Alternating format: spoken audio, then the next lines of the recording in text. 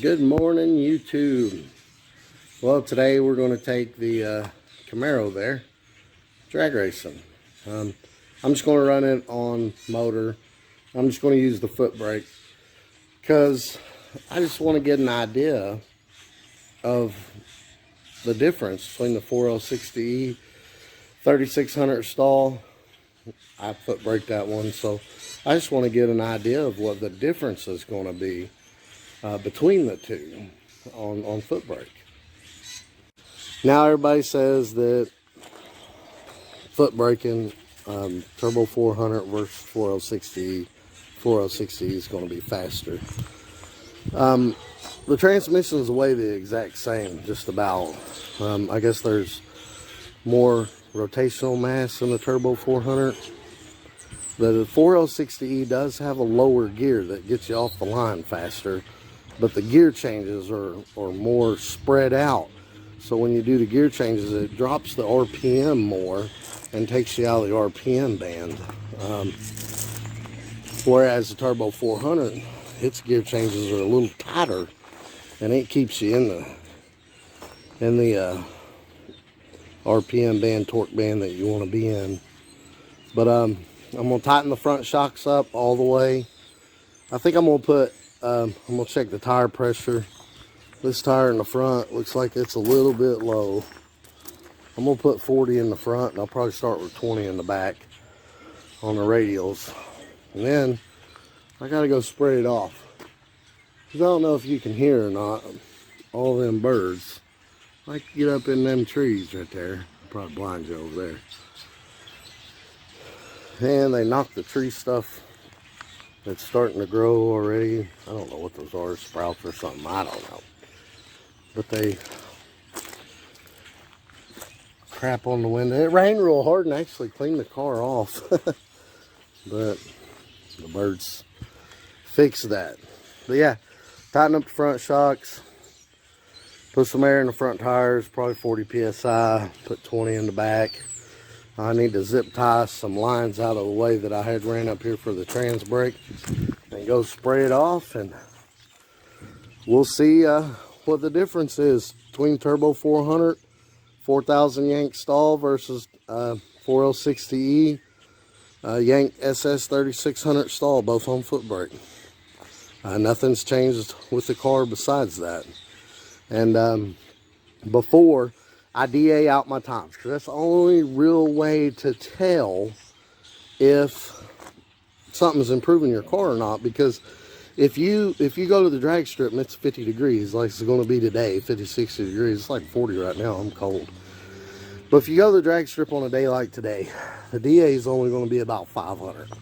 Now, if I do a mod to the car that should make it about a tenth faster, and I go on a 90 degree day, I'm actually going to run slower, and you'll think, well, that mod didn't help, it made me slower. No, that's not the case. The mod made you faster, it's just the DA is making your car run slower.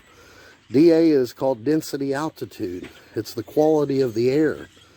The colder it is, the better quality air. The less humidity in the air, the better quality air. The lower elevation you're at, the better quality of air. And the better quality of air, it increases horsepower in your car. I mean, 10 degrees is about a tenth from what I've seen.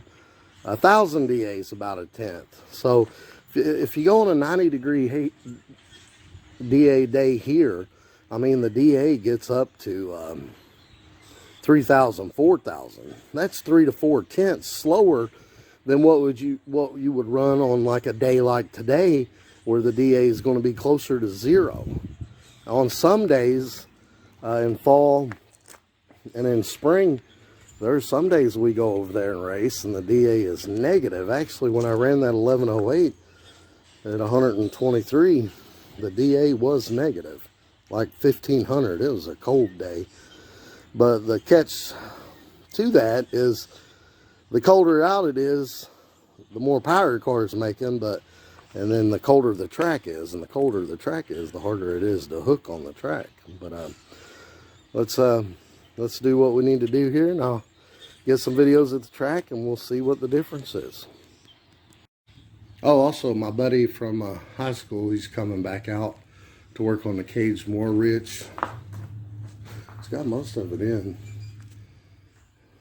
Those are looking pretty good. That bar's not welded in yet. I think some of these bars need welded in the back. But yeah, it's pretty much in, except for the little angle bars, whatever you call those, and the door bars.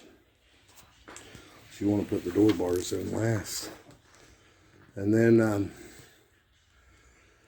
I'm just going to seam seal around everything. Scrub all the rust off. Throw a coat of paint on it. Call it good. Yeah, this is coming along nicely.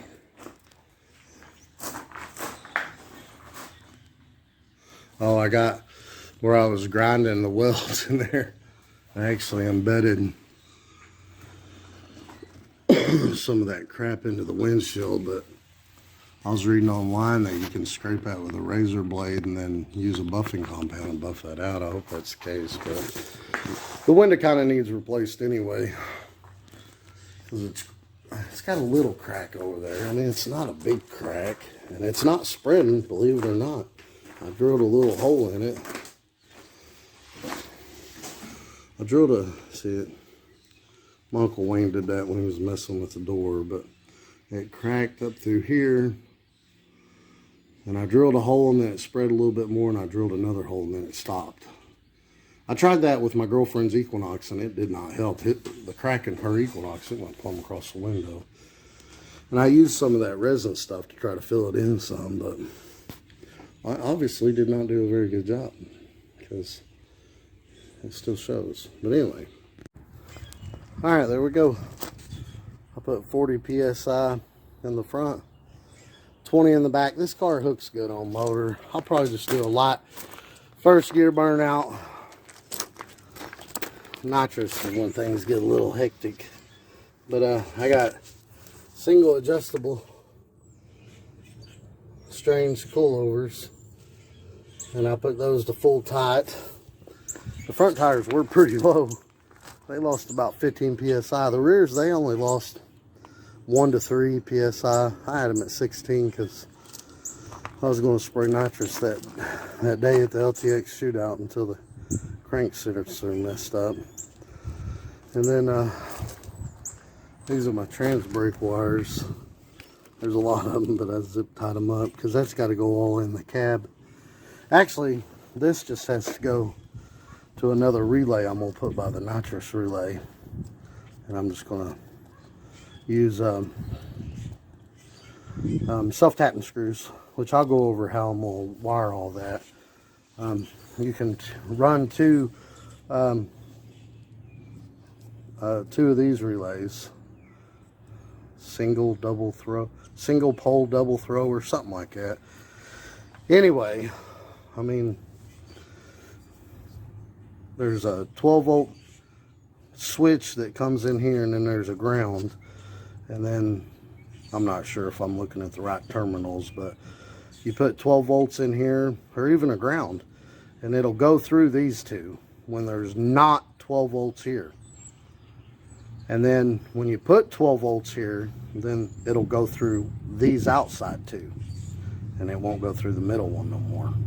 So I mean, you can run grounds through there, and then you can run power through there, and you can control it all by 12 volt on off right here, which is the way this one's hooked up. There's nothing on the middle, and then the nitrous just, when the switch nitrous comes on, then it sends it from here to there, to this top one, from the bottom one to the top one. There's nothing in the middle. But if I wire those in just right, I'll still be able to use my progressive controller that hooks to the relay that throttles it. So, and I'll go over how I'm going to do all that. I'm getting sidetracked. But yeah, I'm going to take it and spray it off. See if I can't round up some quarters, and then we'll go to the drag strip. Oh, also I checked all the fluid. Water's good, oil's good.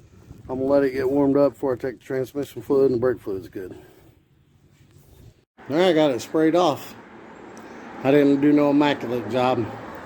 I just got the bird crap off of it and the stuff that fell off the trees. I need to do something with this hood. It won't. You cannot get it clean no matter what you scrub it. See it? No.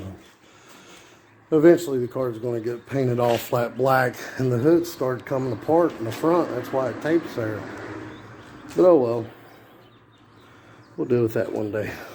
But it's not clean, but it don't have all that crap on it anymore.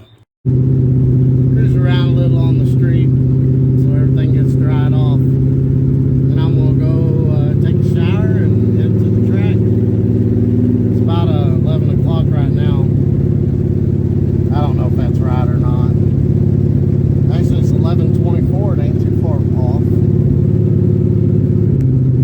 Yeah, windshield wipers still work on this thing. Everything still works. Windows work, power windows. I'm gonna put manual doors in it though. Horn works.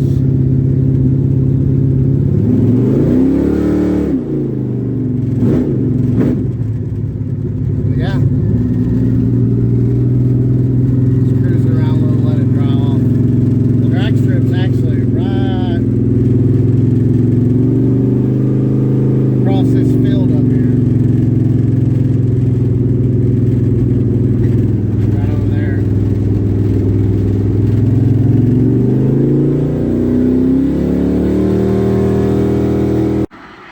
Well, as I was driving around,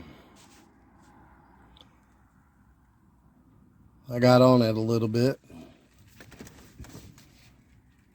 just to test the shifting, and something bad happened.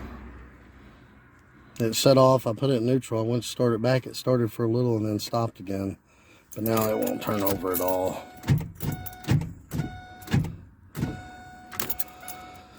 So it's hurt. No racing today.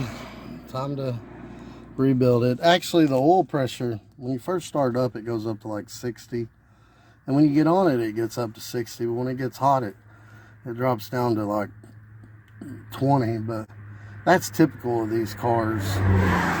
But maybe that oil pickup tube falling off and it having no oil pressure on the shutdown when you hit the brakes. Maybe that just wore the bearings out. Hopefully it's not hurt too bad and we can just get in there and